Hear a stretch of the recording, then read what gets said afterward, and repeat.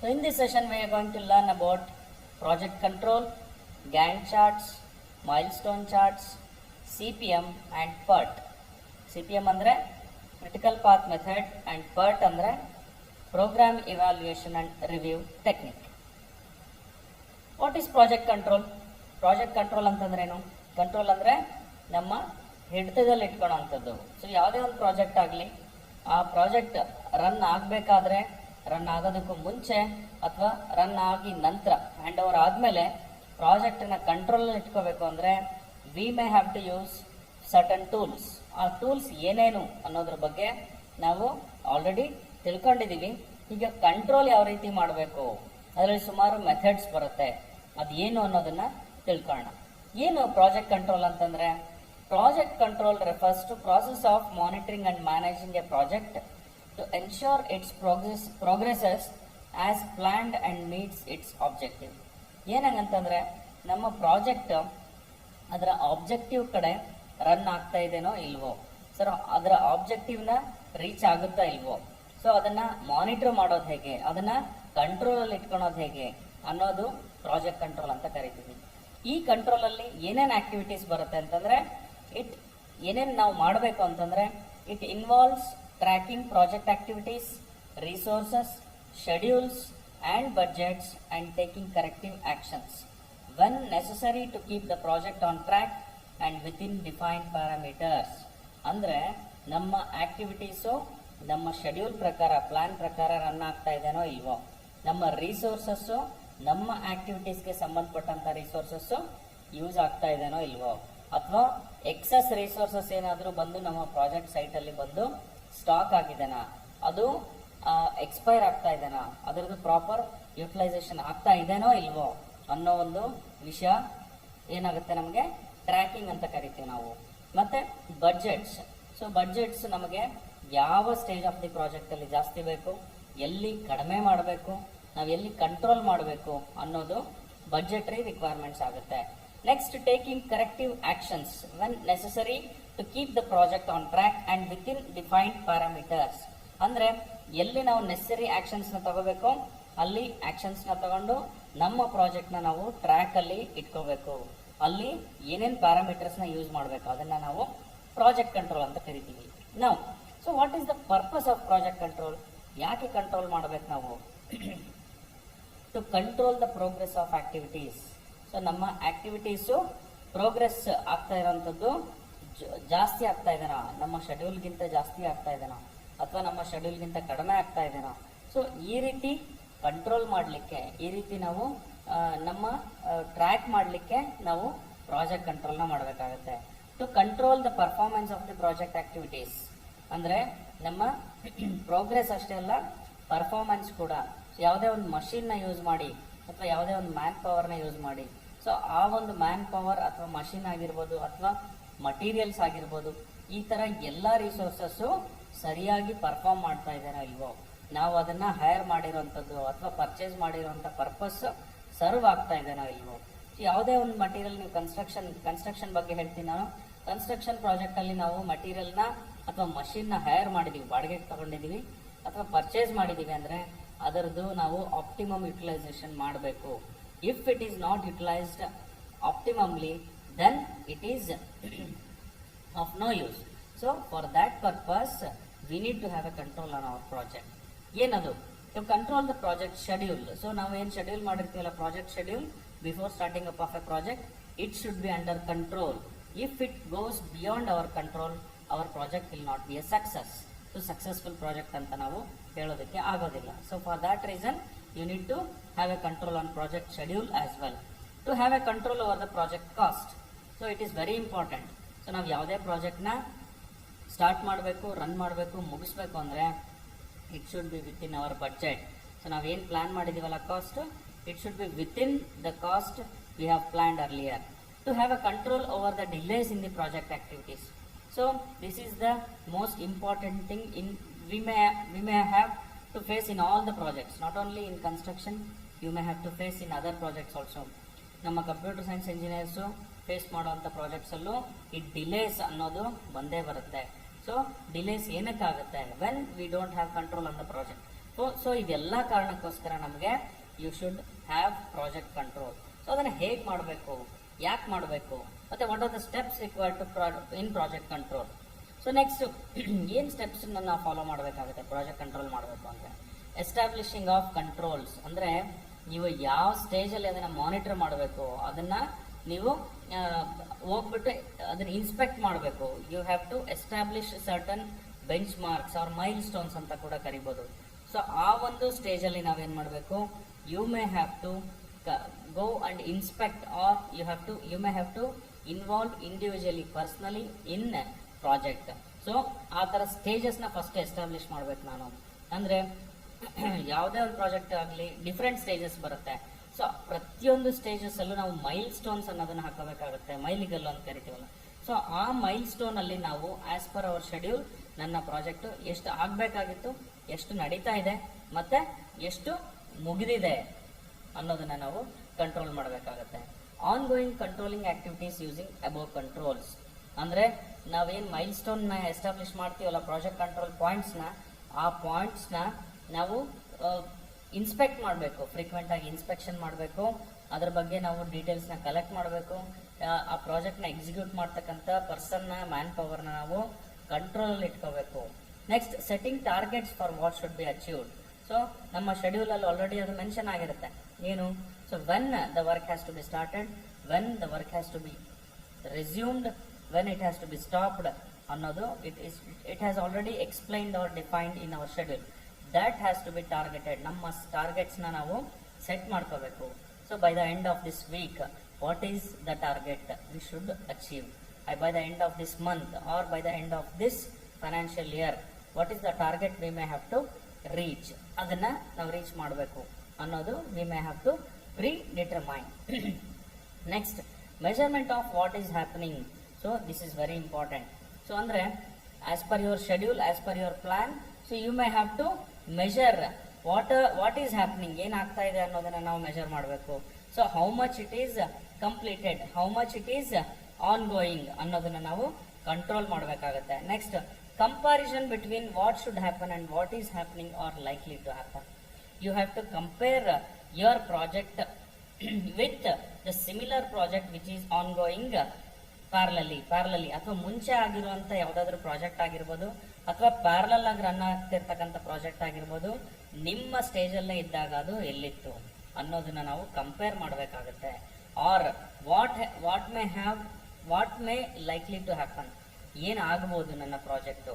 So ಅದರದ್ದು ನಮಗೆ future ಯೋಚನೆ ಥಿಂಕಿಂಗ್ ಕೂಡ ಇರಬೇಕಾಗತ್ತೆ. So this is very important. This is one of the important step. Taking corrective actions to make thing happen as they should.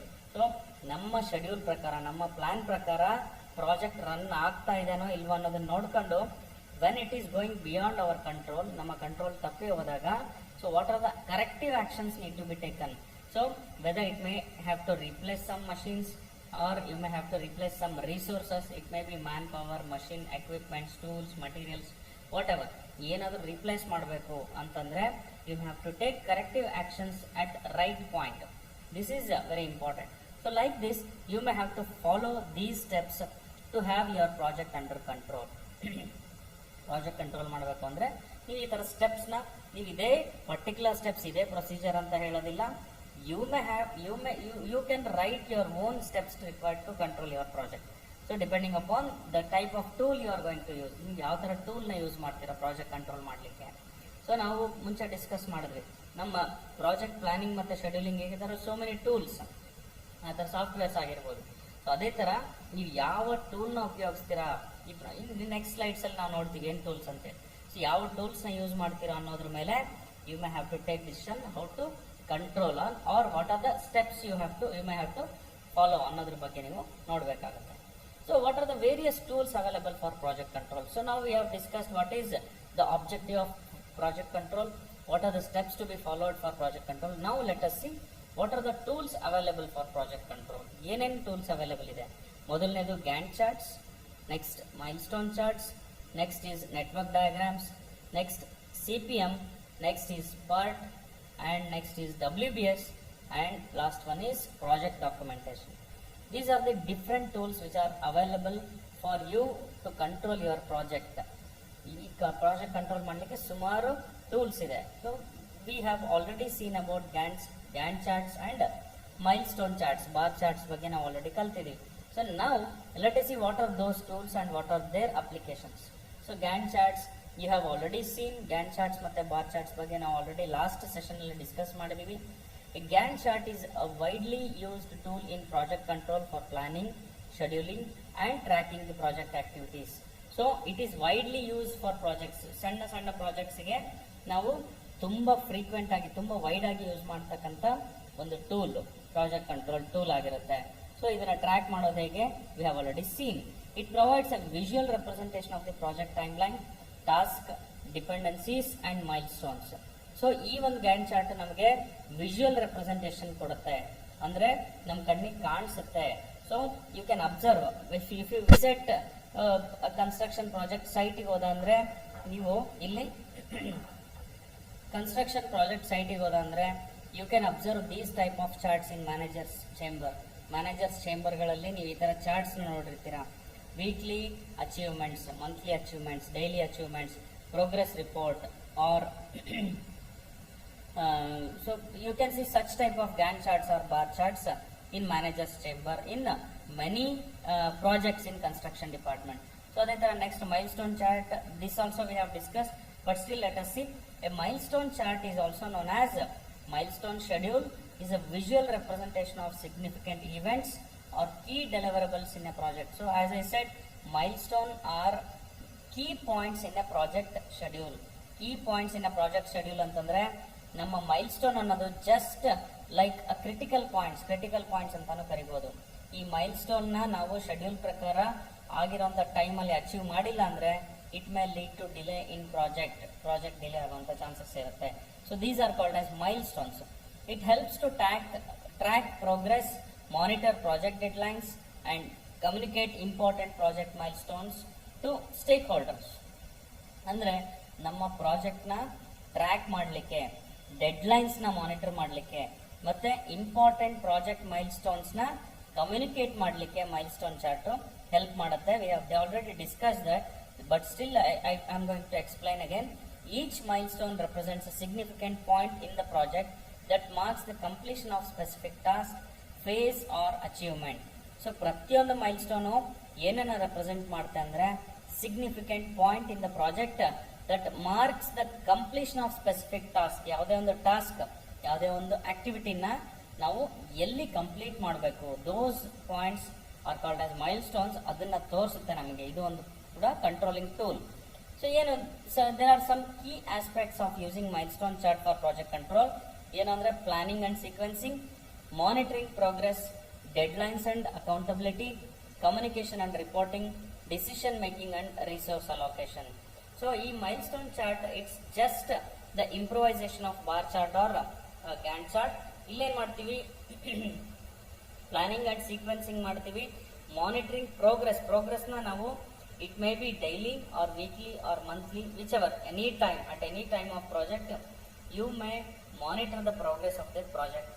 Deadlines and accountability, ನಮ್ಮ deadlines achieve ಆಗಿದೆನೋ ಇಲ್ಲೋ, accountability maintain ಆಗ್ತಾ ಇದೆನೋ ಇಲ್ಲೋ ಅನ್ನೋದನ್ನ ನಾವು ಮಾನಿಟರ್ ಮಾಡ್ತೀವಿ. ಮತ್ತೆ communication and reporting, it may be daily planning report and progress report, DPR ಅಂತ ಕರಿತೀವಿ. ಸೊ ಅದನ್ನ ಮಾನಿಟರ್ ಮಾಡುವಂತ ಕೆಲಸ ಆಗಿರ್ಬೋದು. Communication between different departments, different consultancies and reporting the same. So these are the things which may come in milestone chart also. Decision making and resource allocation. Decision making is very key point where you can control the project by using milestone chart. So decision making ಮತ್ತೆ resource allocation ಅನ್ನೋದು ಕೂಡ ಇಲ್ಲಿ ನಾವು follow ಮಾಡಬಹುದು. So ನಾವು it is a typical milestone chart. You can see in this picture. Milestone 1 January 10th ಮುಗಿಬೇಕು ನಮಗೆ. ಅಂದ್ರೆ ಯಾವುದೋ ಒಂದು ಆಕ್ಟಿವಿಟಿನ ನಡೀತಾ ಇದೆ ಅಂತಂದ್ರೆ it may take until Jan 5th to March 1 ತನಕ ಆಕ್ಟಿವಿಟಿ ಆಗುತ್ತೆ. ಅದು ಅಂದ್ರೂ ಕೂಡ ನಾವು Jan 10th ಒಂದು ಮೈಲ್ ಸ್ಟೋನ್ ಹಾಕೊಂಡಿರ್ತೀವಿ. ಅಂದ್ರೆ ಒಂದು ಆಕ್ಟಿವಿಟಿಯಲ್ಲಿ ಇಷ್ಟು percentage of work Jan 10th ಮುಗಿಲೇಬೇಕು ಅಂತ. So this is milestone 1. When you come to milestone 2, March 7th ಅಂತ ಹೇಳ್ತಾನೆ. March 7th ಅಲ್ಲಿ ಏನಾಗ್ತಿದೆ, February 2 ಇಂದ March 14 ತನಕ ಸೆಕೆಂಡ್ ಟಾಸ್ಕ್ ನಡೀತಾ ಇದೆ, 2ನೇ ವರ್ಕ್. ನಾನು ಕನ್ಸ್ಟ್ರಕ್ಷನ್ ಬಗ್ಗೆ ಹೇಳ್ತೀನಿ. ಎಕ್ಸ್ಕವೇಷನ್ ಅನ್ನೋದು ಒಂದು ಟಾಸ್ಕ್, ನೆಕ್ಸ್ಟ್ ಫೌಂಡೇಶನ್ ಅನ್ನೋದು 2ನೇ ಟಾಸ್ಕು, ನೆಕ್ಸ್ಟ್ ಕಾಲಮ್ಸ್ ಅನ್ನೋದು 3ನೇ ಟಾಸ್ಕು, ಆಮೇಲೆ ವಾಲ್ಸ್ ಅನ್ನೋದು 4ನೇ ಟಾಸ್ಕು, ಟಾಸ್ಕ್ 5 ಸ್ಲ್ಯಾಬ್ ಅಂತ ಕರಿಬೋದು, ಟಾಸ್ಕ್ 6 ಪ್ಲಾಸ್ಟರಿಂಗ್ ಪೇಂಟಿಂಗ್ ಅಂತ ನಾದ್ರೂ ಕರಿಬೋದು. ಇಲ್ಲಿ ನೋಡಿ ಈ ಮೈಲ್ ಸ್ಟೋನ್ ಏನಾಗುತ್ತೆ, ಈ ಮೈಲ್ ಸ್ಟೋನ್ ಚಾರ್ಟ್ ಅಲ್ಲಿ ನಮ್ಮ ಮೈಲ್ ಸ್ಟೋನ್ ನಂಬರ್ 2 ನೋಡಿ ಮಾರ್ಚ್ 7th ಏನಾಗಬೇಕು ಅಂತ ಈ ಮೈಲ್ ಸ್ಟೋನ್ ಡಿಫೈನ್ ಮಾಡುತ್ತೆ. ಈ ಮಾರ್ಚ್ 7th ಅಲ್ಲಿ ಈ ಮೈಲ್ ಸ್ಟೋನ್ ಅಚೀವ್ ಆಗಿದೆ ಅಂದ್ರೆ your project is under control. If this milestone is not achieved then definitely there is a delay in project ಅಂತ ಹೇಳ್ಬೋದು. This is how a milestone chart is prepared and different milestones are established and it has to be monitored frequently, periodically. Okay, so this is very important. There are two methods of network technique. Network analysis ಅಥವಾ network technique ಅನ್ನೋದು ಒಂದು tool project ಕಂಟ್ರೋಲ್ಗೆ. ಇದರಲ್ಲಿ 2 methods ಬರುತ್ತೆ, ಒಂದು CPM, ಇನ್ನೊಂದು PERT, PERT, PERT ಅಂತೇಳಿ. So ಏನು what is CPM ಅಂದ್ರೆ ಕ್ರಿಟಿಕಲ್ ಪಾತ್ ಮೆಥಡ್. ಸೊ ಇಲ್ಲಿ ನೋಡಿ, ಇಲ್ಲೇನಾಗಿದೆ, there are some activities ABCDEFGH, ಇದೆಲ್ಲ ಆಕ್ಟಿವಿಟೀಸ್ ಆಗಿರುತ್ತೆ. ಪ್ರಿಡೆಸೆಸರ್ ಅಂತಂದ್ರೆ ಎ ಸ್ಟಾರ್ಟ್ ಆಗೋದಕ್ಕೂ ಮುಂಚೆ ಯಾವ ಆಕ್ಟಿವಿಟಿ ಮುಗಿಬೇಕು, ಯಾವುದು ಮುಗಿಯಂಗಿಲ್ಲ, ಈಗ ಯಾವುದು ಪ್ರಿಡೆಸೆಸರ್ ಇಲ್ಲ. ಬಿ ಆಕ್ಟಿವಿಟಿ ಸ್ಟಾರ್ಟ್ ಆಗೋದಕ್ಕೂ ಮುಂಚೆ ಪ್ರಿಡೆಸೆಸರ್ ಯಾವುದು, ಎ. ಅಂದ್ರೆ ಬಿ ಸ್ಟಾರ್ಟ್ ಆಗೋದಕ್ಕೂ ಮುಂಚೆ ಎ. ಇಲ್ಲಿ ನೋಡಿ, you can look at this network analysis, network chart ಅಲ್ಲಿ ನೋಡ್ಬೋದು ನೀವು. ಎ ಅನ್ನೋದು ಒಂದು ಆಕ್ಟಿವಿಟಿ, BCDEFGH ಅನ್ನೋದು ಇದೆಲ್ಲ ಆಕ್ಟಿವಿಟೀಸು. ಇದನ್ನ ನೆಟ್ವರ್ಕ್ ಅಲ್ಲಿ ತೋರಿಸಿದ್ದಾರೆ, ಒಂದಕ್ಕೊಂದು ಹೇಗೆ ರಿಲೇಟ್ ಆಗಿದೆ ಅನ್ನೋದನ್ನ ಆರೋ ಮಾರ್ಕ್ ಮತ್ತೆ ಈ boxes, circular boxes rectangular boxes ಅಲ್ಲಿ ತೋರಿಸ್ತಾರೆ. ಇಲ್ಲಿ ನೋಡಿ, A is the start of an project, A ಅನ್ನೋದು ಸ್ಟಾರ್ಟ್ ಆಫ್ ಅ ಪ್ರಾಜೆಕ್ಟ್ ಇದೆ. ಬಿ ಈಸ್ ಏನು activity which is going to be started after completion of A. A complete ಆದ್ಮೇಲೆ B start ಆಗ್ತಾ ಇದೆ. ಅದಕ್ಕೆ ಏನ್ ಹೇಳ್ತಾರೆ, ಆಕ್ಟಿವಿಟಿ ಬಿ ಸ್ಟಾರ್ಟ್ ಆಗೋದು ಯಾವಾಗ, ಎ ಮುಗಿದ್ಮೇಲೆ. ಅಂದ್ರೆ A will be the predecessor for B. ಅದೇ ರೀತಿ ನೋಡಿ, ಸಿ ಗೆ ಪ್ರೆಡೆಸೆಸರ್ ಯಾವ್ದಿದೆ, ಎ ಇದೆ. ಅಂದ್ರೆ B and C follows A. ಅಂದ್ರೆ B follows A, C follows A. ಅಂದ್ರೆ ಎ ಕಂಪ್ಲೀಟ್ ಆದ್ಮೇಲೆ ಬಿ ಮತ್ತೆ ಸಿ ನ ಸ್ಟಾರ್ಟ್ ಮಾಡಬೇಕು. B and C will start parallelly ಅನ್ನೋದನ್ನ ಹೇಳ್ತಾನೆ. So this is how. Let me explain this network first. Next C ಆಯ್ತು. D activity should, ಅದರದ್ದು predecessor ಏನೋ ಬಿ, ಅಂದ್ರೆ it should be started after completion of B ಅಂತ ಹೇಳ್ತಾನೆ. ಇಲ್ಲಿ ನೋಡಿ, ಇಲ್ಲಿ ಕಾಣಿಸ್ತಾ ಇದೆ, ಡಿ ಅನ್ನೋದು ಬಿ ಆದ್ಮೇಲೆ ಆಗಿದೆ ತಾನೆ. So B is the predecessor for D. D ಅನ್ನೋದಕ್ಕೆ ಬಿ ಪ್ರೆಡೆಸರ್ ಆಗಿದೆ. ನೆಕ್ಸ್ಟ್ ಇ ಅನ್ನೋ ಆಕ್ಟಿವಿಟಿಗೆ ಸಿ ಪ್ರೆಡೆಸರ್ ಅಂತ ಹೇಳ್ತಿದ್ದಾನೆ. ಇ ಅನ್ನೋ ಆಕ್ಟಿವಿಟಿಗೆ ಅಂದ್ರೆ ಸಿ ಆದ್ಮೇಲೆ ಇ ಬರ್ತಾ ಇದೆ. ನೆಕ್ಸ್ಟ್ ಎಫ್ ಅನ್ನೋ ಆಕ್ಟಿವಿಟಿಗೆ ಸಿ ಪ್ರೆಡೆಸರ್ ಅಂತ ಹೇಳ್ತಾನೆ. ಅಂದ್ರೆ ಸಿ ಆದ್ಮೇಲೆ ಇ ಮತ್ತೆ ಎಫ್ ಅನ್ನೋ 2 ಆಕ್ಟಿವಿಟಿ ಬರ್ತಾ ಇದೆ. ಸಿ ಅದಕ್ಕೆ 2 ಪ್ರೆಡೆಸೆಸರ್ಗೆ ಸಿ ಇದೆ. ನೆಕ್ಸ್ಟ್ ಜಿ ಅನ್ನೋ ಆಕ್ಟಿವಿಟಿಗೆ D and E are the predecessor. ಇಲ್ಲಿ ನೋಡಿ, D and E. G activity D ಮತ್ತೆ ಇ ಕಂಪ್ಲೀಟ್ ಆದ್ಮೇಲೆ ಆಗ್ತಾ ಇದೆ, ಅದಕ್ಕೆ ಜಿ ಗೆ ಪ್ರೆಡೆಸೆಸರ್ ಡಿ ಮತ್ತೆ ಇ. ಹೆಚ್ ಗೆ ಪ್ರೆಡೆಸೆಸರ್ ಏನು, ಎಫ್ ಅಂಡ್ ಜಿ. ಎಫ್ ಅನ್ನೋದು ಇಲ್ಲಿ ಸಿ ಆದ್ಮೇಲೆ ಬಂದಿತ್ತಲ್ಲ, ಎಫ್ ಮತ್ತೆ ಜಿ. ಇಲ್ಲಿ ನೋಡಿ, ಎಫ್ ಇಂದ ಆರೋ ಮಾರ್ಕ್ ಡೈರೆಕ್ಟ್ ಆಗಿದೆ, ಜಿ ಇಂದ ಇದೆ. So H is the last activity of the project. ಆಮೇಲೆ ಡ್ಯೂರೇಷನ್ ಹೇಳ್ತಾನೆ. ಎ ಆಕ್ಟಿವಿಟಿಗೆ 3, ಬಿ ಗೆ 4. ಇಲ್ಲಿ ನೋಡಿ, ಈ ಕೆಳಗಡೆ ಬಾಕ್ಸ್ ಅಲ್ಲಿ ಮೆನ್ಷನ್ ಮಾಡಿದಲ್ಲ, ಬಿ ಗೆ 4, ಸಿ ಗೆ 2, D 5, E 1, F 2, G 4 and H 3. This is how A network is drawn. ಅಂದ್ರೆ ಸಕ್ಸೆಸರ್ ಅಂಡ್ ಪ್ರೆಡೆಸರ್ ಅಂತೇಳಿ 2 ನೀವು ಹೊಸ ವರ್ಡ್ಸ್ ನ ನೋಡ್ತೀರಾ. ಸಕ್ಸೆಸರ್ ಅಂದ್ರೆ ನೋಡಿ, ಇಲ್ಲಿ B is the successor of A, correct. A is the predecessor of B. Successor ಅಂದ್ರೆ ಮುಂದೆ ಇರೋದು, ಪ್ರೆಡೆಸರ್ ಅಂದ್ರೆ ಹಿಂದೆ ಇರೋದು. C is the successor of A and A is the predecessor of C, correct. A is the predecessor of C. So D is the successor of B and B is the predecessor of D. So this is how successor and predecessor ನಾವು mention ಮಾಡ್ತೀವಿ.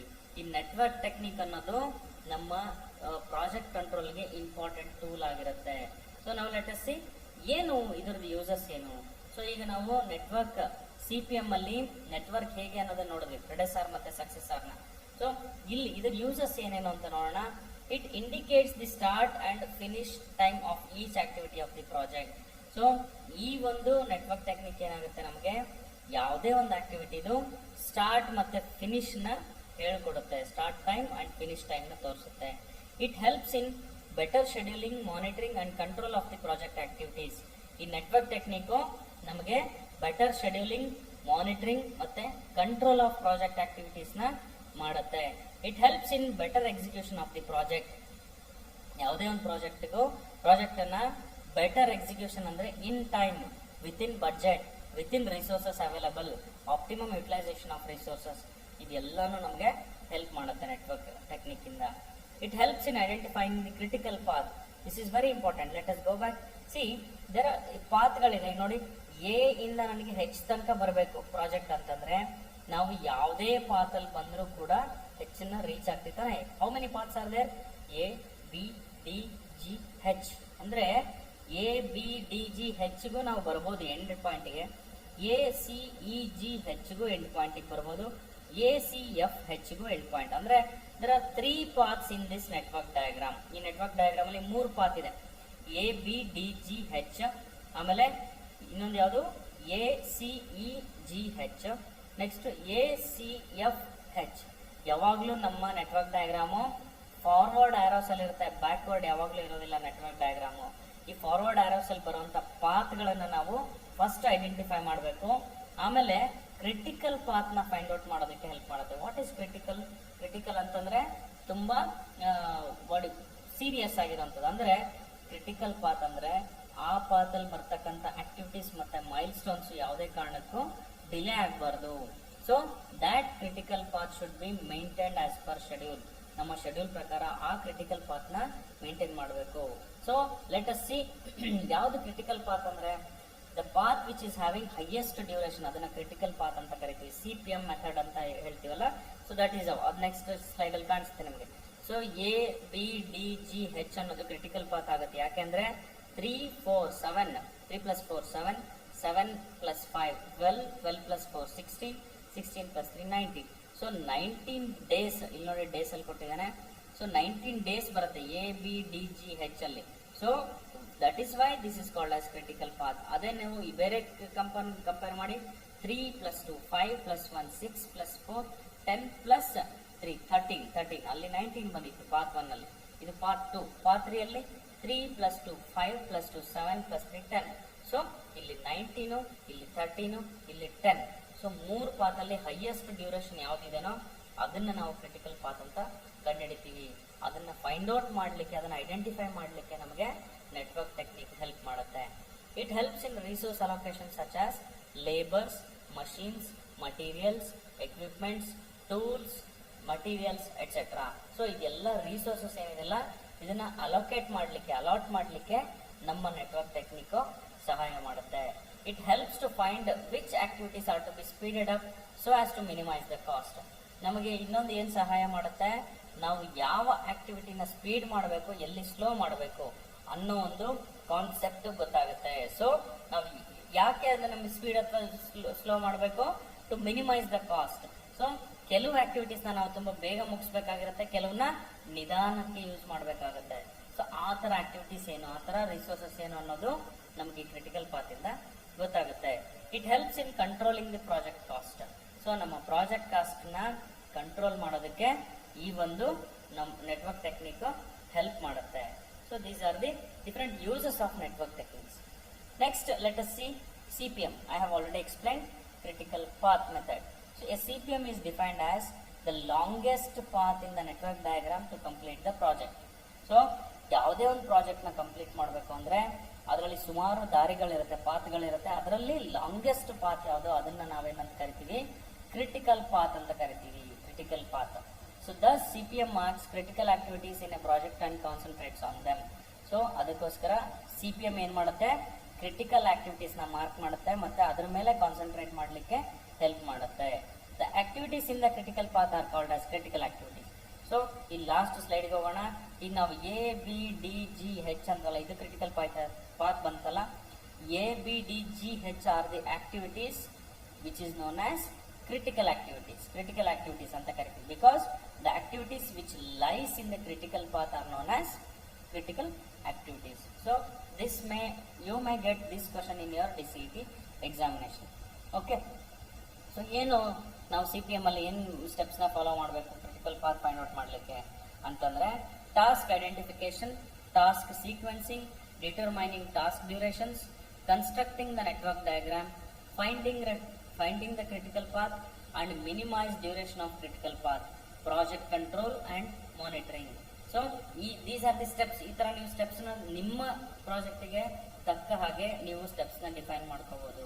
So task identify ಮಾಡಬೇಕು, ಟಾಸ್ಕ್ನ sequence ಮಾಡಬೇಕು, task ಡ್ಯೂರೇಷನ್ನ find out ಮಾಡಬೇಕು, constructing network diagram, finding critical path and minimising duration of critical path, project control and monitoring. So these are the steps. ಹೇಗೆ ನಾವು ಹೇಳಿದ್ವಲ್ಲ, again list project tasks and details, identify task dependencies for the project, create a network diagram of the task, estimate each task duration, find the critical path based on longest sequence, calculate the total float. What is total float? Total float ಅಂತಂದ್ರೆ the duration lied ಅಂದ್ರೆ 19 ಅಂತ ಏನು ಹೇಳಿದ್ವಲ್ಲ ನಾವು critical path, that is known as total float. Total time ಅಂತ ಕೂಡ ಕರಿಬಹುದು. So these are the steps in CPM. So ಇಲ್ಲೊಂದು problem ಇದೆ, let us discuss about this. ಇಲ್ಲಿ ಕ್ವಶನ್ ಕೊಟ್ಟಿದ್ದಾನೆ, U C 1 to 2 is an activity and ಅದರದ್ದು duration 8. 1 to 3 is an activity, ಅದರದ್ದು duration 1 to 4 is an activity. ಅಂದರೆ 1 ಇಂದ 3 activities parallel ಆಗಿ run ಆಗ್ತಾ ಇದೆ. 2, 3 and 4 you can observe in this diagram. 1 ಇಂದ 2 ರನ್ ಆಗ್ತಿದೆ, 4 ರನ್ ಆಗ್ತಿದೆ, 3 ರನ್ ಆಗ್ತಿದೆ. ನೆಕ್ಸ್ಟ್ 2 ಇಂದ 4 ಕನೆಕ್ಟ್ ಆಗಿದೆ. ನೆಕ್ಸ್ಟ್ 2 ಇಂದ 6 direct 1 to 6 is critical path ಆಗುತ್ತೆ, ಪಾತ್ ಆಗುತ್ತೆ. 3 to 5, 3 ಇಂದ 5ಗೆ ಅಂಡ್ 3 to 6 ಕೂಡ ಒಂದು ಆಕ್ಟಿವಿಟಿ ಇದೆ. Next 4 to 5 and 5 to 6. So this is already made network diagram. ಈ ನೆಟ್ವರ್ಕ್ ಡಯಾಗ್ರಾಮ್ ಅಲ್ಲಿ ಕ್ರಿಟಿಕಲ್ ಪಾತ್ ಯಾವುದು? ಸೊ ಯಾವುದು ಅಂತಂದ್ರೆ ಇಲ್ಲಿ ನೋಡಿ, 1 to 6 is a path, number 1. 1 to 4, 5, 6 is a path, number 2, that is 44 duration. Basically 1, 4, 5, 6 is a path, this is 36. Next 1, 3, 5, 6 is a path, this is 35 days. And 1, 3, 6 is a path, that is 22. So ಇದರಲ್ಲಿ highest duration ಯಾವುದಕ್ಕೆ ಬಂದಿದೆ? 44, that is 1 to 4, 5, 6. ಇಲ್ಲಿ ನೋಡಿ 1 to 4, 5, 6 is the highest duration ಇರುವಂತ path. ಅದಕ್ಕೆ ಇಲ್ಲಿ double line ಅಲ್ಲಿ mark ಮಾಡಿದ್ದಾರೆ. ಅಂದ್ರೆ this 1 to 4, 5, 6 path is called as critical path and the activities lying in that critical path are known as critical activities. ಅದೇ ರೀತಿ next method is PERT, program evaluation and review technique. ಏನಂತಂದ್ರೆ it is also a method of network technique. PERT is used for planning and control of large projects. Under PERT all individual tasks are shown in the network. ಅಂದ್ರೆ PERT ಅನ್ನೋದು larger projects ನ ನಾವು network ಅಲ್ಲಿ ಹಾಕ್ಲಿಕ್ಕೆ ನಾವು use ಮಾಡುವಂತ ಒಂದು tool, PERT ಅನ್ನೋ ಟೂಲ್. ಸೊ ಇದರಲ್ಲಿ ಆಲ್ ಇಂಡಿವಿಜುವಲ್ ಟಾಸ್ಕ್ ನ ನಾವು ಕಾಣಿಸ್ತೀವಿ. It almost similar to critical path, but ಇಲ್ಲಿ ಏನಾಗುತ್ತೆ ಅಂತಂದ್ರೆ all the events are shown by circles and whose completion can be measured the given time. So ಇಲ್ಲಿ circle ಅಲ್ಲಿ ಮೆನ್ಷನ್ ಮಾಡ್ತೀವಿ ನಾವು PERT ಒಳಗಡೆ. ಅದರ ಡ್ಯೂರೇಷನ್ ನಾವು ಮಧ್ಯದಲ್ಲಿ ಬರಿತೀವಿ. T = 3 ಅಂತಂದ್ರೆ ಈ ಆಕ್ಟಿವಿಟಿ ಡ್ಯೂರೇಷನ್ 3 ಅಂತ ಹೇಳ್ಬೋದು, 3 weeks ಅಂತ ಹೇಳ್ಬೋದು. Next each arrow represents an activity which are the time consuming elements of the programme. ಇಲ್ಲಿ ನೋಡಿ ಈ ಆರೋ ಮಾರ್ಕ್ಸ್ ಇದೆಲ್ಲ ಇದನ್ನ ಆಕ್ಟಿವಿಟಿ. ಅದು CPM ಅಲ್ಲಿ ಬಾಕ್ಸಸ್ ಏನಿತ್ತಲ್ಲ, ರೆಕ್ಟಾಂಗ್ಯುಲರ್ ಬಾಕ್ಸಸ್, ಅದು ಆಕ್ಟಿವಿಟಿ ಆಗಿತ್ತು. PERT ಅಲ್ಲಿ ಏನಾಗುತ್ತೆ, arrow marks are known as arrow marks are activities and circles are events ಅಂತ ಕರಿತೀವಿ. An activity time is the lapsed time required to accomplish an event. So ಈಗೇನು arrow mark activity ಇದೆಲ್ಲ ಇದು time consuming ಆಗಿರುತ್ತೆ. ಇದೇನು event ಇದೆಲ್ಲ circle ಅಲ್ಲಿ ಇರ್ತಕ್ಕಂಥ, ಇದಕ್ಕೆ ಟೈಮ್ ಇರೋದಿಲ್ಲ. It is start or end ಅಂತ ಕರಿತೀವಿ. ಆರೋ ಮಾರ್ಕ್ಸ್ ನಮಗೆ ಟೈಮ್ ಕನ್ಸ್ಯೂಮ್ ಆಗುತ್ತೆ. Finally compute the critical path and slack time. So same total float ಅಂತ ಹೇಳ್ತೀವಲ್ಲ, ಸೇಮ್ ಕ್ರಿಟಿಕಲ್ ಪಾತ್ ತರನೇ ಎಲ್ಲ ಪಾತನ್ನು ನಾವು ಫೈಂಡ್ ಔಟ್ ಮಾಡಬೇಕು. ಈ ಪಾತ್ ಅಲ್ಲಿ ಹೈಯೆಸ್ಟ್ ಡ್ಯೂರೇಷನ್ ಯಾವ್ದಕ್ಕೆ ಬರುತ್ತೋ ಅದನ್ನ ಕ್ರಿಟಿಕಲ್ ಪಾತ್ ಅಂತ ಕರಿತೀವಿ. Only difference between CPM and PERT, main difference important is ಇಲ್ಲಿ ಆರೋಸ್ ನ ಆಕ್ಟಿವಿಟೀಸ್ ಅಂತ ಕರಿತೀವಿ, ಸರ್ಕಲ್ಸ್ ನ ಈವೆಂಟ್ಸ್ ಅಂತ ಕರಿತೀವಿ. ಅಲ್ಲಿ ಸರ್ಕಲ್ಸ್ ನ ಆಕ್ಟಿವಿಟೀಸ್ ಅಂತ ಕರಿತೀವಿ. So this is very important. You should know this difference or distinguishing between PERT and CPM. Its full form is Project Evaluation Driven Technique, and this is the full form of CPM is Critical Path Method. It is event oriented technique, very important. PERT event oriented, event ಅಂತಂದ್ರೆ circles ಇದೆಲ್ಲ ಅದು. It is activity oriented technique, ಅಂದ್ರೆ ಅದೇ ಸರ್ಕಲ್ಲೇ but ಅಲ್ಲಿ activity ಅಂತ ಕರಿತೀವಿ. CPM ಅಲ್ಲಿ circle ಅಲ್ಲಿ ಏನಿದೆಯಲ್ಲ ಅದನ್ನ ಈವೆಂಟ್ ಅಂತ ಕರಿತೀವಿ, PERT ಅಲ್ಲಿ ಸರ್ಕಲ್ ಇರೋದನ್ನ ಆಕ್ಟಿವಿಟಿ ಅಂತ ಕರಿತೀವಿ CPM ಅಲ್ಲಿ. PERT manages unpredictable activities, CPM manages predictable activities. PERT ಅಲ್ಲಿ ಏನಾಗುತ್ತೆ, ನಾವು ಅನ್ಪ್ರಿಡಿಕ್ಟಬಲ್ ಆಕ್ಟಿವಿಟೀಸ್ ನ ಫೈಂಡ್ ಔಟ್ ಮಾಡೋದಕ್ಕೆ ಹೆಲ್ಪ್ ಮಾಡುತ್ತೆ, ಬಟ್ CPM ಅಲ್ಲಿ ಪ್ರಿಡಿಕ್ಟಬಲ್ ಆಕ್ಟಿವಿಟೀಸ್ ಅಷ್ಟೇ.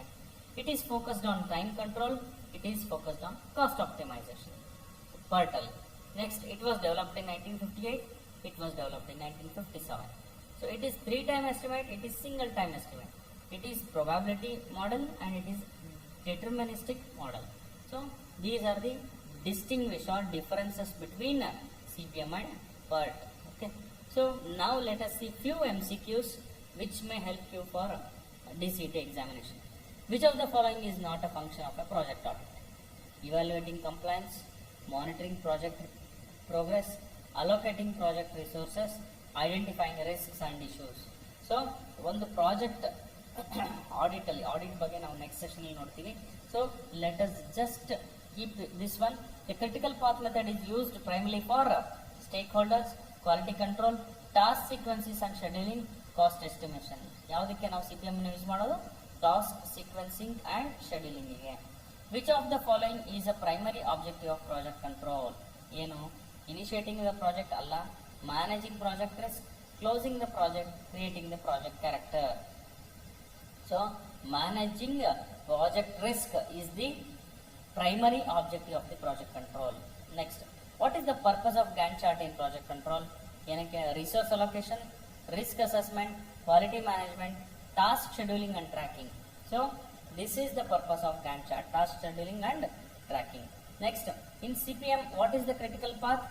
ಏನು critical path ಅಂದ್ರೆ the longest path in the project network diagram, the path with the high risk, the path with that requires most resources, the path with the shortest duration. ಯಾವುದು? longest path is the right answer. CPM calculates the early start and finish times for each task by considering task dependencies and duration, task risks and mitigation strategies, task resources requirements, task completion status. ಏನಕ್ಕೆ? task dependencies and duration. What is the primary objective of the program evaluation review technique? ಏನು? assessing project risk, ಅದು PERT ದು primary objective. identifying project milestone ಅಲ್ಲ, determining critical task ಅಲ್ಲ, analyzing project cost ಅಲ್ಲ. So next, PERT uses 3-time estimate for tasks. Which estimates are used? ಯಾವುದು? optimistic, pessimistic and most likely. This we have discussed in our previous class. early start, early finish and latest finish, actual, planned and earned value, baseline, actual and forecast ಅಲ್ಲ. optimistic, pessimistic and. The contents of this session are project review and project audit. ನಾವೀಗ ಮೊಟ್ಟ ಮೊದಲನೇದಾಗಿ project control ಅಂದ್ರೆ ಏನು, project review ಅಂದ್ರೆ ಏನು, ಮತ್ತೆ project audit ಅಂದ್ರೆ ಏನು ಅಂತ ತಿಳ್ಕೊಬೇಕಾಗಿದೆ. ನಾನು ಇದರ ಎಕ್ಸ್ಪ್ಲನೇಷನ್ ಮಾಡೋದಕ್ಕಿಂತ ಮುಂಚೆ ಈ ಮೂರು ಟರ್ಮ್ಗಳು ತುಂಬಾ ಕನ್ಫ್ಯೂಷನ್ ನಿಮಗೆ ಆಗುತ್ತೆ. ಯಾಕಂತ ಹೇಳಿದ್ರೆ ಎಲ್ಲದೂ ಒಂದೇ ತರ ಅಂತ ಅನ್ಸಕ್ ಸ್ಟಾರ್ಟ್ ಆಗುತ್ತೆ. ಅದಕ್ಕೆ ಒಂದು ಮೊದಲು ಎಕ್ಸಾಂಪಲ್ ಕೊಟ್ಬಿಟ್ಟು ಆಮೇಲಿಂದ ಇದನ್ನ ಎಕ್ಸ್ಪ್ಲನೇಷನ್ ಮಾಡಕ್ ಹೋಗ್ತೀನಿ. ಪ್ರಾಜೆಕ್ಟ್ ಕಂಟ್ರೋಲ್ ಮಾಡೋದು ಅಂದ್ರೆ ಏನು, ರಿವ್ಯೂ ಮಾಡೋದು ಅಂದ್ರೆ ಏನು, ಮತ್ತೆ ಆಡಿಟ್ ಮಾಡೋದು ಅಂದ್ರೆ ಏನು? ಒಂದು ಎಕ್ಸಾಂಪಲ್ ಕೊಡೋದಾದ್ರೆ, ನಿಮ್ಮ ಕಾಲೇಜಲ್ಲಿ ಅಥವಾ ನಿಮ್ಮ ಸ್ಕೂಲ್ಗಳಲ್ಲಿರ್ಬೋದು, ಕಾಲೇಜ್ಗಳಲ್ಲಿರ್ಬೋದು, ಒಂದು ಪ್ರೋಸೆಸ್ ನಡೀತಾ ಇರುತ್ತೆ. ಎಜುಕೇಶನ್ ಅಂತಕ್ಕಂಥ ಒಂದು ಪ್ರೋಸೆಸ್ ನಡೀತಾ ಇರುತ್ತೆ, ಲರ್ನಿಂಗ್ ಪ್ರೋಸೆಸ್ ನಡೀತಾ ಇರುತ್ತೆ. ಇದನ್ನೇ ಒಂದು ಪ್ರಾಜೆಕ್ಟ್ ಅಂತ ತಿಳ್ಕೊಳ್ಳೋದಾದ್ರೆ, ಈ ಲರ್ನಿಂಗ್ ಪ್ರೋಸೆಸ್ ನ ಕಂಟ್ರೋಲ್ ಮಾಡೋದು ಅಂದ್ರೇನು, ರಿವ್ಯೂ ಮಾಡೋದು ಅಂದ್ರೇನು, ಆಡಿಟ್ ಮಾಡೋದು ಅಂದ್ರೇನು ಅಂತ ಒಂಚೂರು ಯೋಚನೆ ಮಾಡೋಣ. ಪ್ರತಿನಿತ್ಯ ನಿಮ್ಮ ಪರ್ಫಾರ್ಮೆನ್ಸ್ ಅನ್ನ ಅಥವಾ ಅಲ್ಲಿ ಆಗ್ತಕ್ಕಂಥ ಪ್ರೋಸೆಸ್ ಅನ್ನ ಯಾರು ಕಂಟ್ರೋಲ್ ಮಾಡ್ತಾರೆ, ಅಂದ್ರೆ ಆ ಲರ್ನಿಂಗ್ ಪ್ರೋಸೆಸ್ ಸ್ಟೂಡೆಂಟ್ಸ್ ಗಳಲ್ಲಿ ನೀಟಾಗಿ ಆಗ್ಲಿ ಅಂತೇಳಿ ಏನ್ ಕಂಟ್ರೋಲ್ ನಡೀತಾ ಇರುತ್ತೆ ಅದನ್ನ ಪ್ರಾಜೆಕ್ಟ್ ಕಂಟ್ರೋಲ್ ಅಂತ ಕರಿಬಹುದು. ಎಕ್ಸಾಂಪಲ್, ನಿಮ್ಮ ಟೀಚರ್ಸ್ಗಳು ಬಂದು ನಿಮ್ಮನ್ನ ಟಾಸ್ಕ್ ಗಳನ್ನ ಕೊಡ್ತಿರ್ತಾರೆ, ನಿಮ್ಮನ್ನ ಎವ್ಯಾಲ್ಯೂಯೇಟ್ ಮಾಡ್ತಾ ಇರ್ತಾರೆ, ಅಥವಾ ನಿಮ್ಮ ತಪ್ಪುಗಳಿದ್ರೆ ಅದನ್ನ ತಿತ್ತಾ ಇರ್ತಾರೆ. ಸೊ ಇದನ್ನೆಲ್ಲ ಏನಂತ ಕರಿಬಹುದು? ಪ್ರಾಜೆಕ್ಟ್ ಕಂಟ್ರೋಲ್ ಅಂತ ಕರಿಬಹುದು. So to achieve a goal or to achieve the objective, we will track the task ಟಾಸ್ಕ್ಗಳು ಹೆಂಗ್ ನಡೀತಾ ಇದಾವೆ, ಪ್ಲಾನ್ ಪ್ರಕಾರ ನಡೀತಿದನೋ ಇಲ್ವೋ, ಪ್ಲಾನ್ ಪ್ರಕಾರ ಟೆಸ್ಟ್ ಮಾಡೋದು, ಪ್ಲಾನ್ ಪ್ರಕಾರ ಸಿಲೆಬಸ್ ಮಾಡೋದು, ಇದನ್ನೆಲ್ಲ ಪ್ರಾಜೆಕ್ಟ್ ಕಂಟ್ರೋಲ್ ಅಂತ ಕರಿತೀವಿ. ಬಟ್ ಪ್ರಾಜೆಕ್ಟ್ ರಿವ್ಯೂ ಅಂದ್ರೆ ಏನು? ಪ್ರಾಜೆಕ್ಟ್ ರಿವ್ಯೂ ಅಂದ್ರೆ it is A periodical activity. ಅವಾಗ ಬಂದ್ಬಿಟ್ಟು ನಿಮ್ಮ HOD ಇರ್ಬೋದು ಅಥವಾ ನಿಮ್ಮ ಪ್ರಿನ್ಸಿಪಲ್ಗಳಿರ್ಬೋದು, ಈ ಪ್ರಾಜೆಕ್ಟ್ ಅಥವಾ ಈ ಲರ್ನಿಂಗ್ ಸಿಸ್ಟಮ್ ಹೆಂಗ್ ನಡೀತಾ ಇದೆ ಅಂತೇಳಿ ಏನ್ ಬಂದು ಅವ್ರು ನಿಮ್ಮನ್ನ ಅಸೆಸ್ ಮಾಡ್ತಾರೆ. ನಿಮ್ಮ ಹತ್ರ ಫೀಡ್ಬ್ಯಾಕ್ ತಗೊಳ್ಳೋದಿರ್ಬೋದು, ನಿಮ್ಮ ಡಾಕ್ಯುಮೆಂಟೇಶನ್ಸ್ ನ ಚೆಕ್ ಮಾಡೋದಿರ್ಬೋದು, ಟೆಸ್ಟ್ಗಳು ಹೆಂಗ್ ಬರ್ದಿದ್ದೀರಿ ಅಂತ ಸ್ವಲ್ಪ ನೋಡೋದಿರ್ಬೋದು. ಅವಾಗ ಬಂದು ಏನ್ ನಿಮ್ಮನ್ನ ಐಡೆಂಟಿಫೈ ಮಾಡ್ತಾರೆ, ನಿಮ್ಮ ಪರ್ಫಾರ್ಮೆನ್ಸ್ ಅನ್ನು ಎವ್ಯಾಲ್ಯೂಯೇಟ್ ಮಾಡ್ತಾರೆ ಅಥವಾ ನಿಮ್ಮಿಂದ ಫೀಡ್ಬ್ಯಾಕ್ ಗಳನ್ನ ತಗೊಳ್ತಾರೆ. ಸೊ ಯಾಕೆ ಅಂತ ಹೇಳಿದ್ರೆ ಏನಾದ್ರೂ ಪ್ರಾಬ್ಲಮ್ಸ್ ಇದಾವ ಲರ್ನಿಂಗ್ ಅಲ್ಲಿ, ಈ ಪ್ರೋಸೆಸ್ ಅಲ್ಲಿ ಏನಾದ್ರೂ ಪ್ರಾಬ್ಲಮ್ಸ್ ಇದಾವ, ಅಥವಾ ಪ್ಲಾನ್ ಪ್ರಕಾರ ನಡೀತಿದನ ಅಂತ. ಫಸ್ಟ್ ವೀಕ್ ಮಂತ್ ಅಲ್ಲಿ ಟೆಸ್ಟ್ ಮಾಡಿದಾರ, ಸೆಕೆಂಡ್ ಮಂತ್ ಅಲ್ಲಿ ಟೆಸ್ಟ್ ಮಾಡಿದಾರ ಅಂತ ಏನ್ ರಿವ್ಯೂ ಮಾಡ್ತಾರೆ, ಅದನ್ನ ರಿವ್ಯೂ ಅಂತ ಕರಿತೀನಿ. ಸೊ ಹಾಗಾದ್ರೆ ಇದು ಪಿರಿಯಾಡಿಕಲ್ ಆಕ್ಟಿವಿಟಿ. ಯಾರೋ ಒಬ್ರು ಬಾಸ್ ಬಂದ್ಬಿಟ್ಟು ಅಥವಾ ಯಾರೋ ಒಬ್ರು ಎಂಟಿಟಿ ಬಂದ್ಬಿಟ್ಟು ನಿಮ್ಮ ಪರ್ಫಾರ್ಮೆನ್ಸ್, ಅಲ್ಲಿ ಆಗ್ತಕ್ಕಂಥ ಪ್ರೋಸೆಸ್, ಅಲ್ಲಿ ಆಗಿರ್ತಕ್ಕಂಥ ಡಾಕ್ಯುಮೆಂಟೇಶನ್ಸ್ ನೋಡ್ತಾರೆ. ಯಾಕೆ? ಟು ಇಂಪ್ರೂವ್ ದ ಪರ್ಫಾರ್ಮೆನ್ಸ್ ಅಲ್ವಾ, ನಮ್ಮ ಪ್ಲಾನ್ ಪ್ರಕಾರ ನಾವು ಹೋಗ್ತಾ ಇದೀವೋ ಇಲ್ವೋ ಅಂತ ನೋಡೋದಕ್ಕೋಸ್ಕರ. ಹಾಗಾದ್ರೆ ಪ್ರಾಜೆಕ್ಟ್ ಆಡಿಟ್ ಅಂದ್ರೆ ಏನ್? ಮತ್ತೆ ಇಲ್ಲೂ ಅಷ್ಟೇನೆ, ಯಾರೋ ಒಬ್ರು ನಮ್ಮ ಕಾಲೇಜಿಗೆ ಇನ್ಸ್ಪೆಕ್ಷನ್ಗೆ ಅಂತ ಬರ್ತಾರೆ. ಅವ್ರೇನ್ ಮಾಡ್ತಾರೆ, ಇನ್ಸ್ಪೆಕ್ಷನ್ಗೆ ಅಂತ ಬಂದು ಅಗೇನ್ ನಮ್ಮಲ್ಲಿ ಆಗಿರ್ತಕ್ಕಂಥ ಪ್ರೋಸೆಸ್ಸು, ನಮ್ಮಲ್ಲಿ ಆಗಿರ್ತಕ್ಕಂಥ ಡಾಕ್ಯುಮೆಂಟೇಶನ್ನು, ನಾವು ಯಾವ ರೀತಿ ಆ ಟಾಸ್ಕ್ ಅನ್ನ ಕಂಪ್ಲೀಟ್ ಮಾಡಿದೀವಿ, ಏನೇನೆಲ್ಲ ತೊಂದರೆಗಳಾಗಿದ್ವು, ಆಮೇಲೆ ಇನ್ನೂ ಏನಾದ್ರೂ ನೀಟಾಗಿ ಮಾಡ್ಬೋದಾಗಿತ್ತ ಅಂತೇಳಿ ರೆಕಮೆಂಡೇಶನ್ ಎಲ್ಲ ಮಾಡಿ ಹೋಗ್ತಾರೆ ಹೊರಗಡೆ ಅವ್ರು ಬಂದು. ಅದನ್ನ ಪ್ರಾಜೆಕ್ಟ್ ಆಡಿಟ್ ಅಂತ ಕರಿಬೋದಲ್ವಾ. ಸೊ ಅದೇ ರೀತಿ ಪ್ರಾಜೆಕ್ಟ್ ಅಲ್ಲೂ ಕೂಡ ಆನ್ ಗೋಯಿಂಗ್ ಆಕ್ಟಿವಿಟೀಸ್ ನ ಟ್ರ್ಯಾಕ್ ಮಾಡೋದಕ್ಕೆ ಪ್ರಾಜೆಕ್ಟ್ ಕಂಟ್ರೋಲ್ ಅಂತೀವಿ, ಮಾನಿಟರ್ ಮಾಡೋದಕ್ಕೆ ಪ್ರಾಜೆಕ್ಟ್ ಕಂಟ್ರೋಲ್ ಅಂತೀವಿ. ಓಕೆ, ಬಟ್ ಪ್ರಾಜೆಕ್ಟ್ ರಿವ್ಯೂ ಅಂದ್ರೆ ಏನಾಗಾದ್ರೆ ಅಂದ್ರೆ project review is an important aspect in process of planning and corrects the errors and rectifies the same. ಇದು ಒಂದು periodical activity.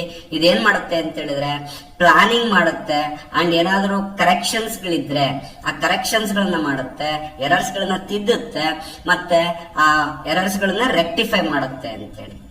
It is an important tool to identify the shortcomings during the entire implementation period and to develop corrective action to improve the delivery and administrative purpose.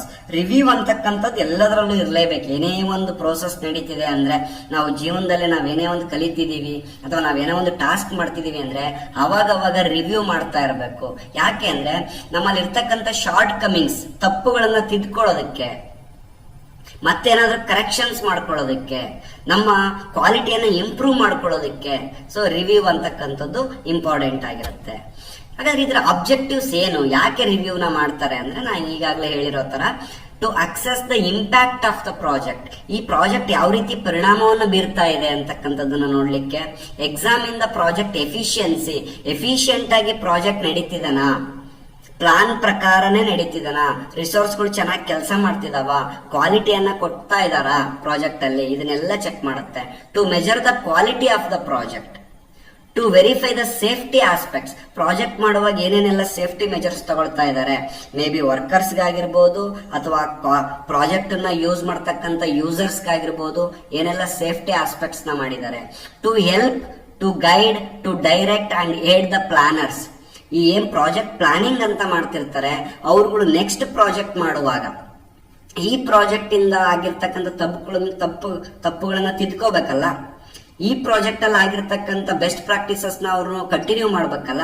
So ಅದಕ್ಕೋಸ್ಕರ ಅವ್ರಿಗೆ help ಮಾಡ್ಲಿಕ್ಕೆ, ಅವ್ರಿಗೆ guide ಮಾಡ್ಲಿಕ್ಕೆ, ಅವ್ರಿಗೆ direct ಮಾಡ್ಲಿಕ್ಕೆ, so ಆ planners ಗಳಿಗೆ direct ಮಾಡ್ಲಿಕ್ಕೆ ರಿವ್ಯೂ ಅಂತಕ್ಕಂಥದ್ದು important. To help and guide project sponsors, project ಗೆ ಸ್ಪಾನ್ಸರ್ ಮಾಡಿರ್ತಾರೆ ಯಾರಾದ್ರೂ, ಅವ್ರಿಗೂ ಕೂಡ ಹೆಲ್ಪ್ ಮಾಡ್ಲಿಕ್ಕೆ, ಗೈಡ್ ಮಾಡ್ಲಿಕ್ಕೆ ರಿವ್ಯೂ ಮಾಡ್ತೀವಿ.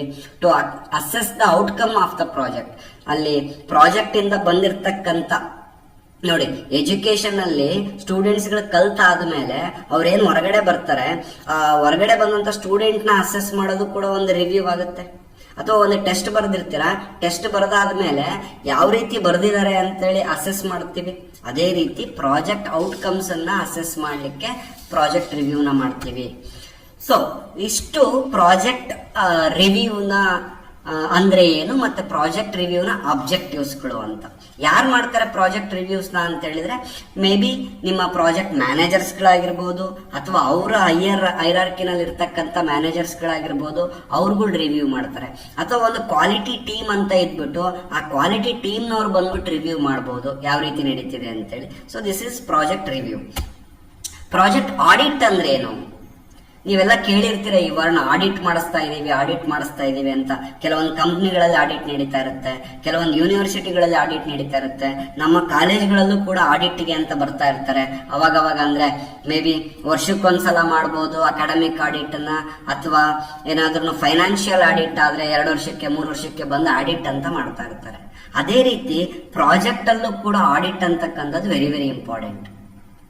ಯಾಕೆ ಅಂತ ಹೇಳಿದ್ರೆ, it is a systematic examination and evaluation of a project to assess its overall performance.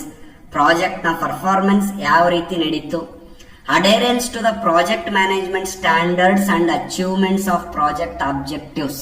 ನೋಡಿ, ಇದು very very important. Performance check ಮಾಡುತ್ತೆ ಆಡಿಟ್. ಮ್ಯಾನೇಜ್ಮೆಂಟ್ ಸ್ಟ್ಯಾಂಡರ್ಡ್, ಪ್ರಾಜೆಕ್ಟ್ ನ ಹೆಂಗಾದ್ರೂ ಮುಗಿಸ್ಬೋದು, ಔಟ್ಪುಟ್ ಹೆಂಗಾದ್ರೂ ಕೊಡ್ಬೋದು, ಆದ್ರೆ ಒಂದು ಸ್ಟ್ಯಾಂಡರ್ಡ್ಸ್ ನ ಯೂಸ್ ಮಾಡಿದಾರ ಪ್ರಾಜೆಕ್ಟ್ ನ.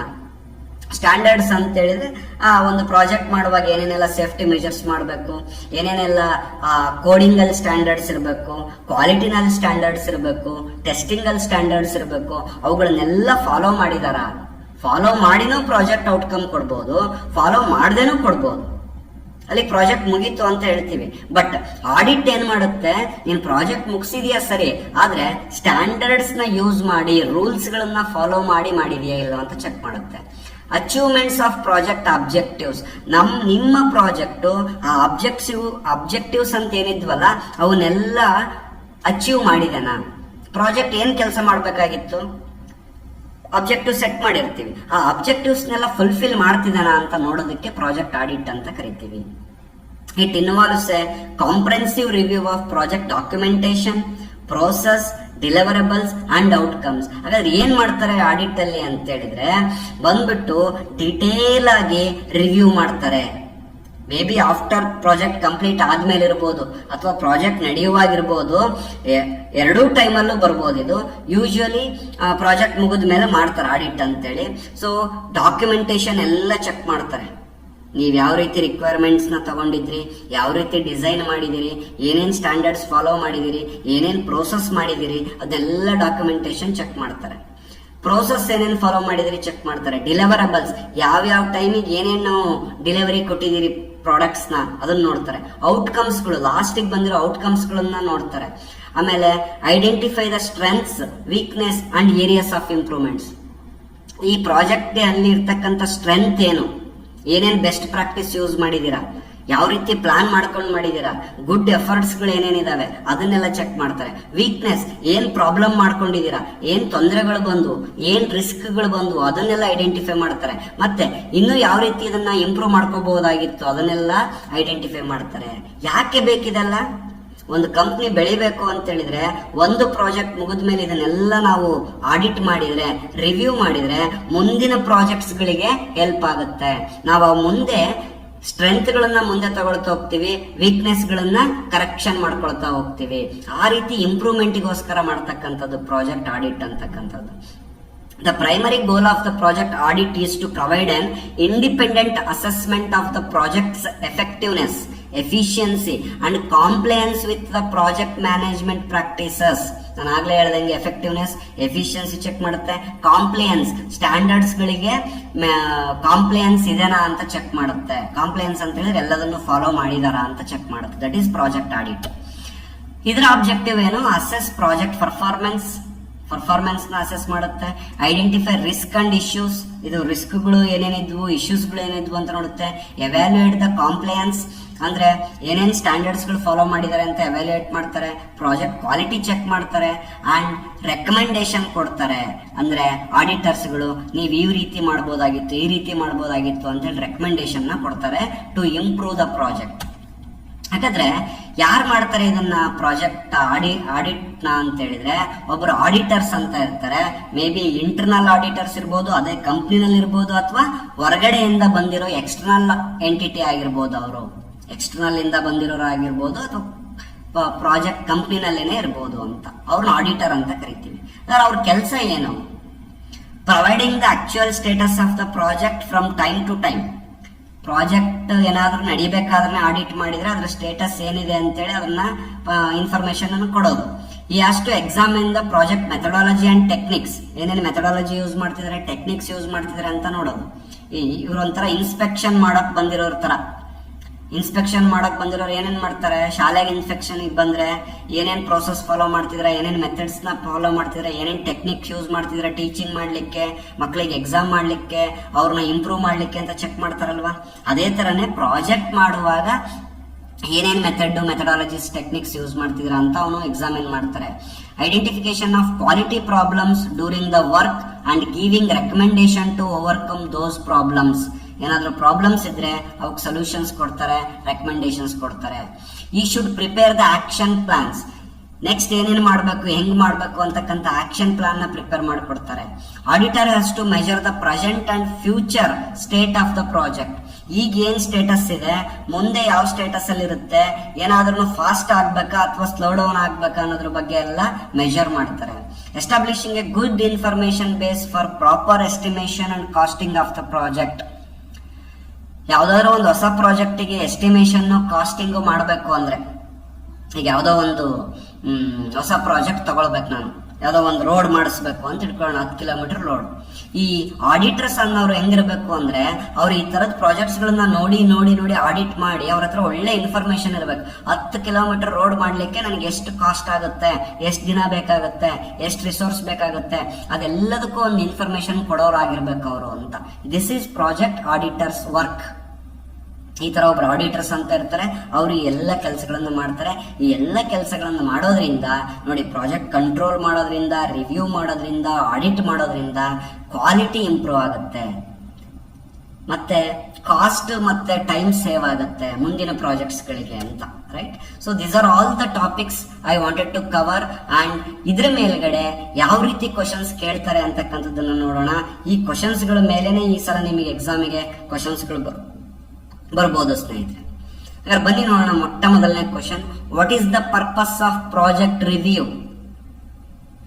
To evaluate a project risk, to assess project performance and progress, to create a project plan, to identify project stake holders.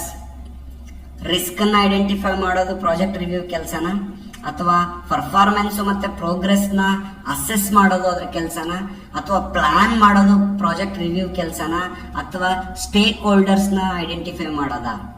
Definitely to assess project performance and progress. ಯಾಕಂದ್ರೆ ಇದು project ನಡೆಯುವಾಗ ಮಾಡ್ತಕ್ಕಂಥ activity. ಅವಾಗ performance check ಮಾಡಬಹುದು, process ನ check ಮಾಡಬಹುದು, progress ನ check ಮಾಡಬಹುದು. Right. Next second question, when is the project review typically conducted? Project ರಿವ್ಯೂನ ಯಾವಾಗ ಮಾಡ್ತಾರೆ? Before project initiation, during project initiation execution, after project completion, throughout the project life cycle. ಯಾವಾಗ ಮಾಡೋದು best ಅಂತೀರಾ ರಿವ್ಯೂನ? ನಿಮ್ಮ ಕಾಲೇಜಲ್ಲಿ ಕಾಲೇಜ್ ಸ್ಟಾರ್ಟ್ ಆಗೋದಕ್ಕಿಂತ ಮುಂಚೆನೆ, ಸೆಮಿಸ್ಟರ್ ಸ್ಟಾರ್ಟ್ ಆಗೋದಕ್ಕಿಂತ ಮುಂಚೆನೆ ಬಂದ್ಬಿಟ್ಟು, ನಿಮ್ಮ ಡಿಪ್ಲೊಮಾ 3 ವರ್ಷದಲ್ಲಿ ಮುಂಚೆನೆ ಬಂದು ನಿಮಗೆ ರಿವ್ಯೂ ಮಾಡೋದ್ರೆ ಚೆನ್ನಾಗ, ಅಥವಾ ಮುಗಿದ ಮೇಲೆ ಬಂದ್ರೆ ರಿವ್ಯೂ ಮಾಡಿದ್ರೆ ಚೆನ್ನಾಗ, ಅಥವಾ ಡ್ಯೂರಿಂಗ್ ದ ಎಕ್ಸಿಕ್ಯೂಷನ್ ಯಾವಾಗ ಒಂದ್ಸಲ ಬಂದ್ಬಿಟ್ಟು ರಿವ್ಯೂ ಮಾಡಿ ಹೋಗ್ಬೇಕಾ, ಅಥವಾ throughout the project life cycle ಅವಾಗ ಬರ್ತಾನೆ ಇದ್ರೆ ಚೆನ್ನಾಗ? ಫಸ್ಟ್ ಇಯರ್ ಇಂದ ಹಿಡಿದು 3 ವರ್ಷದ ತನಕ ಅವಾಗ ರಿವ್ಯೂ ಬರ್ತಾ ಇದ್ರೆ ಎಲ್ರು ಅಲರ್ಟ್ ಆಗಿರ್ತಾರೆ, ಎಲ್ರು ಚೆನ್ನಾಗಿ ಕಲಿತಾರಲ್ವಾ. ಸೊ ಹಾಗಾಗಿ answer would be the throughout the project life cycle. ಎಲ್ಲಾ ಸ್ಟೇಜಸ್ ಗಳಲ್ಲೂ ರಿವ್ಯೂ ಮಾಡ್ತಾನೆ ಇರಬೇಕು ಅಂತ. Right. Who is involved in a project review? ಯಾರು ಮಾಡ್ತಾರೆ, ಯಾರೆಲ್ಲ ಇರಬೇಕು ರಿವ್ಯೂ ಅಲ್ಲಿ? A project manager only, project team members only, project stake holders and key individuals involved in the project, external auditors. ನಿಮ್ಮ ಕಾಲೇಜಲ್ಲಿ ಎಜುಕೇಶನ್ ರಿವ್ಯೂನ ಮಾಡುವಾಗ ಬರೀ ಲೆಕ್ಚರ್ಸ್ಗಳಿದ್ರೆ ಒಳ್ಳೇದಾ, ಅಥವಾ ಬರೀ ಪ್ರಿನ್ಸಿಪಲ್ಗಳಿದ್ರೆ ಒಳ್ಳೇದಾ, ಅಥವಾ ಲೆಕ್ಚರ್ಸ್ ಪ್ರಿನ್ಸಿಪಲ್ಸ್ಗಳು ಇದ್ರೆ ಒಳ್ಳೇದಾ, ಅಥವಾ ಸ್ಟೇಕ್ ಹೋಲ್ಡರ್ಸ್ ಅಂದ್ರೆ ಈ ಶಿಕ್ಷಣದಲ್ಲಿ ಇನ್ವಾಲ್ವ್ ಆಗ್ತಕ್ಕಂಥ ಎಲ್ರು, ಮಕ್ಕಳಿರ್ಬೇಕು, ಲೆಕ್ಚರ್ಸ್ ಇರಬೇಕು, ಪ್ರಿನ್ಸಿಪಲ್ಸ್ ಇರಬೇಕು, ಪೇರೆಂಟ್ಸ್ ಇರಬೇಕು, ಮ್ಯಾನೇಜ್ಮೆಂಟ್ನವ್ರು ಇರಬೇಕು, ಎಲ್ಲರೂ ಇದ್ದಾಗ ರಿವ್ಯೂ ಮಾಡೋದು ಒಳ್ಳೇದಾ, ಅಥವಾ ಎಕ್ಸ್ಟರ್ನಲ್ ಆಡಿಟರ್ಸ್ ಓನ್ಲಿ ಬೇರೆಯವ್ರು ಮಾತ್ರ ಎಕ್ಸ್ಟರ್ನಲ್ ಪೀಪಲ್ ಬಂದಿದ್ರೆ ಒಳ್ಳೇದಾ, ಯಾವ್ದು ಒಳ್ಳೇದು? ಡೆಫಿನೆಟ್ಲಿ ಪ್ರಾಜೆಕ್ಟ್ ರಿವ್ಯೂ ಅಲ್ಲಿ project stake holders and key individuals involved in the projects ಎಲ್ಲರೂ ಸೇರ್ಕೊಂಡು ರಿವ್ಯೂ ಮಾಡಬೇಕು ಅಂತ. ಪ್ರಾಜೆಕ್ಟ್ ನ ಯೂಸ್ ಮಾಡೋರು, ಪ್ರಾಜೆಕ್ಟ್ ನ ಡೆವಲಪ್ ಮಾಡೋರು, ಪ್ರಾಜೆಕ್ಟ್ ನ ಟೆಸ್ಟ್ ಮಾಡೋರು, ಪ್ರಾಜೆಕ್ಟ್ ನ ಕ್ಲೈಂಟ್ಸ್ಗಳು ಅಂತ ಏನ್ ಕರಿತೀವಿ ಅವರು ಎಲ್ಲರೂ ಇರಬೇಕು ಅಂತ, right? So what is the primary objective of a project audit? Project audit ನ ಪ್ರೈಮರಿ ಆಬ್ಜೆಕ್ಟಿವ್ ಏನು?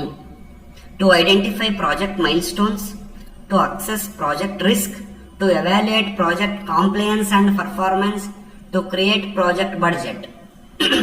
Milestones na create ಮಾಡೋದಲ್ಲ, to assess the project risk. Okay, ಹೌದು, ಪ್ರಾಜೆಕ್ಟ್ ರಿಸ್ಕ್ ಅನ್ನ ಆಡಿಟ್ ಅಲ್ಲಿ ರಿಸ್ಕ್ ಅನ್ನು ಐಡೆಂಟಿಫೈ ಮಾಡ್ತೀವಿ. But very very important concept ಯಾವ್ದು ಇದರಲ್ಲಿ ಅಂತ ಹೇಳಿದ್ರೆ, ಪ್ರಾಜೆಕ್ಟ್ ಆಡಿಟ್ ಉದ್ದೇಶ ಏನು ಅಂದ್ರೆ to evaluate project compliance and performance. Standard ಅಲ್ಲಿ ಮಾಡಿದಾರೋ ಇಲ್ವೋ, ಅದರ ಪರ್ಫಾರ್ಮೆನ್ಸ್ ಹೇಗಿದೆ ಅಂತ ಚೆಕ್ ಮಾಡೋದು ಅದರ ಉದ್ದೇಶ. ಹಾಗಾಗಿ option C is correct answer. When is a project audit typically conducted? ಯಾವಾಗ ಮಾಡಬೇಕು ಪ್ರಾಜೆಕ್ಟ್ ಆಡಿಟ್ ಅನ್ನ ಅಂತ? Before project initiation, during project execution, after project completion, throughout the project life cycle. Review ಆದ್ರೆ throughout the project life cycle ಅವಾಗ ಮಾಡ್ತಾ ಇರ್ತೀವಿ. But audit ಅನ್ನು ಯಾವಾಗ ಮಾಡಬೇಕು? ಯೂಶುವಲಿ ಇದನ್ನ ಪ್ರಾಜೆಕ್ಟ್ ನಡೆಯುವಾಗ ಮಾಡ್ತಾರೆ ಅಥವಾ ಪ್ರಾಜೆಕ್ಟ್ ಕಂಪ್ಲೀಷನ್ ಆದ್ಮೇಲೆ ಮಾಡ್ತಾರೆ. ಹಾಗಾಗಿ ಇಲ್ಲಿ ಎರಡು ಆನ್ಸರ್ಸ್ ಗಳಿರೋದ್ರಿಂದ usually after the project completion ಮಾಡೋದು ಒಳ್ಳೇದು ಅಂತ. ಪ್ರಾಜೆಕ್ಟ್ ಆಡಿಟ್ ಅನ್ನ ಕಂಪ್ಲೀಷನ್ ಆಫ್ ದ ಪ್ರಾಜೆಕ್ಟ್ ಅಲ್ಲಿ ಮಾಡ್ತೀವಿ. ಹಾಗಾಗಿ option C is correct answer, right? Who typically conducts a project audit? ಯಾರು ಮಾಡ್ತಾರೆ ಪ್ರಾಜೆಕ್ಟ್ ಆಡಿಟ್ ಅನ್ನ? Project managers, project team members, internal or external auditors, project stakeholders. Managers ಗಳೇ ಮಾಡಿದ್ರೆ audit ನ ಅವನೆಲ್ಲದಕ್ಕೂ ಸರಿ ಅಂತ ಅಂದ್ಬಿಡ್ತಾನೆ, ಅವ್ನು ಮಾಡಿದ್ದೆ ಸರಿ ಅಂತ. ಟೀಮ್ ಮೆಂಬರ್ಸ್ ಅವ್ರು ಮಾಡಿರೋ ತಪ್ಪುಗಳೇನೋ ಕಾಣೋದೇ ಇಲ್ಲ ಅವ್ರಿಗೆ. ಅದೇ internal or external auditors inspection ಮಾಡ್ಬೇಕಾಗಿರೋದು ಯಾರು? ಹೊರಗಡೆಯಿಂದ ಬರ್ಬೇಕು. ಅಥವಾ ಇಂಟರ್ನಲ್ ಇದ್ರೂ ಕೂಡ ಅವ್ರು ಸಪರೇಟ್ ಏಜೆನ್ಸಿ ಅವ್ರು ಬಂದ್ಬಿಟ್ಟು ಮಾಡಿದ್ರೆ ಒಳ್ಳೇದು ಅಂತ. ಅದಕ್ಕೆ ಆಡಿಟರ್ಸ್ ಗಳು ಮಾಡಬೇಕು ಅಂತ, right? What is the focus of project audit? Project audit ನ ಫೋಕಸ್ ಏನಾಗಿರುತ್ತೆ? Project planning and scheduling? Definitely not. Project budget and financials? Project budget ಮಾಡೋದು ಮತ್ತೆ ಫೈನಾನ್ಷಿಯಲ್ಸ್ ಮಾಡೋದು. Project risk and issues and all of the above. ನೋಡಿ, project audit ನ focus ಏನಾಗಿರುತ್ತೆ ಅಂತ ನೋಡ್ಬೋದಾ? Planning scheduling ನಡೆಯುತ್ತಾ? ಅದ್ರದ್ದು ಫೋಕಸ್ ಇರುತ್ತಾ? ಪ್ಲಾನಿಂಗ್ ಮಾಡೋದು ಶೆಡ್ಯೂಲಿಂಗ್ ಮಾಡೋದು ಇರುತ್ತಾ ಆಡಿಟ್ ಅಲ್ಲಿ? ಬಡ್ಜೆಟ್ ಅಂಡ್ ಫೈನಾನ್ಷಿಯಲ್ಸ್ ಇರುತ್ತಾ? ಪ್ರಾಜೆಕ್ಟ್ ರಿಸ್ಕ್ ಮತ್ತೆ ಇಶ್ಯೂಸ್ ಗಳನ್ನ ಐಡೆಂಟಿಫೈ ಮಾಡೋದಿರುತ್ತಾ? ಮತ್ತೆ ಅಥವಾ ಆಲ್ ಆಫ್ ದ ಅಬೋವ್ನ ಅಂತ? ಈ ಕ್ವಶನ್ ಅನ್ನ ನಿಮಗೆ ಬಿಡ್ತೀನಿ, ನೀವುಗಳು ಇದಕ್ಕೆ ಆನ್ಸರ್ ಮಾಡಿ ಸ್ನೇಹಿತರೆ. ಓಕೆ, ಸೊ ನೀವು ಡಿಸ್ಕಸ್ ಮಾಡಿ, ಇನ್ನೊಂದ್ಸಲ ವಿಡಿಯೋನ ನೋಡಿ, ಕಾನ್ಸೆಪ್ಟ್ಸ್ ನ ಓದಿ, ಆಮೇಲೆ ಇದಕ್ಕೆ ಆನ್ಸರ್